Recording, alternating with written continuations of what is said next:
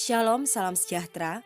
Departemen Bakti Wanita Advent Uni Indonesia Kawasan Barat mempersembahkan Renungan Harian Wanita Kristen 2023 disusun oleh Ibu Ria Sinuraya.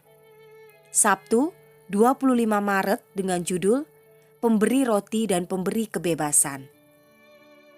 Firman Tuhan di dalam Mazmur 146 ayat 7 yang menegakkan keadilan untuk orang-orang yang diperas, yang memberi roti kepada orang-orang yang lapar.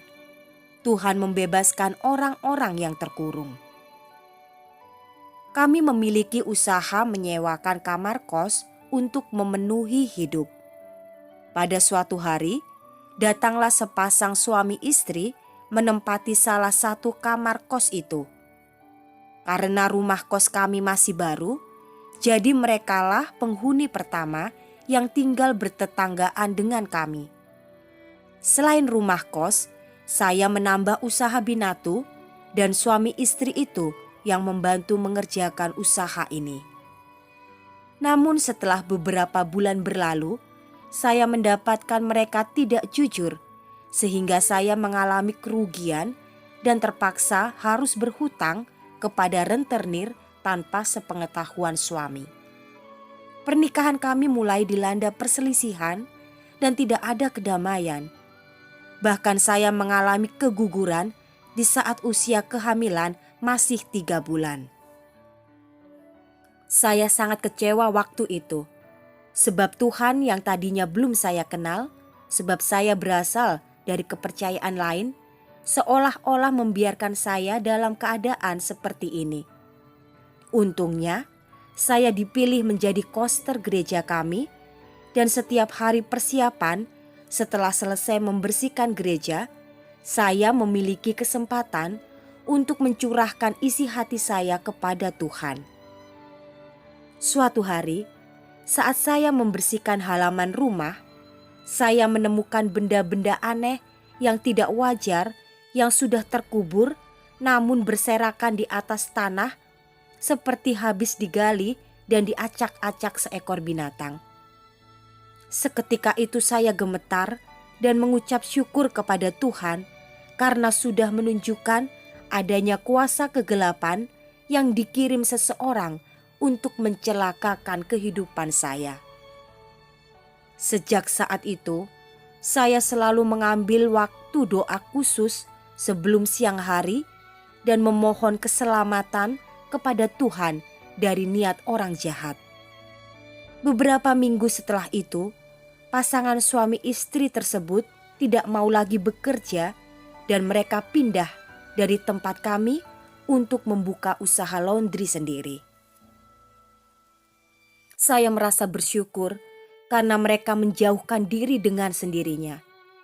Saya yakin dan percaya Tuhanlah yang selalu menjaga rumah tangga kami. Sejak saat itu, saya berkomitmen ingin selalu melayani Tuhan dengan sukacita menjadi koster gereja. Orang yang terkurung di dalam ayat ini bisa saja berarti terbelenggu dosa atau terkurung dalam penderitaan dan kesulitan hidup. Pernahkah Anda memperhatikan orang yang dipasung? Betapa sengsaranya ia. Tidak ada kemerdekaan sama sekali dalam hidupnya. Saat lockdown, di awal pandemi saja, kita sudah merasakan kemerdekaan kita terenggut seketika. Hidup penuh ketakutan. Tekanan dalam ketidakbebasan ini dapat membuat seseorang hilang akal sehatnya, sehingga tingkat kejadian bunuh diri melonjak tajam. Sangat mengenaskan. Belum lagi tekanan ekonomi yang menyebabkan orang kekurangan makanan. Kelaparan melanda beberapa belahan dunia. Orang-orang tertindas semakin banyak. Para pekerja kasar maupun pegawai banyak yang mengalami pemutusan hubungan kerja sepihak dengan minim bahkan tanpa kompensasi. Di mana Tuhan saat itu? Di mana keadilannya? Bagaimana kita dapat percaya akan janjinya ketika tekanan hidup ini datang bertubi-tubi? Hanya ada dalam firman-Nya yang tertulis jelas. Baca dan renungkanlah, lalu berdoalah tanpa rasa gentar sambil mengucap syukur dan menagih janjinya.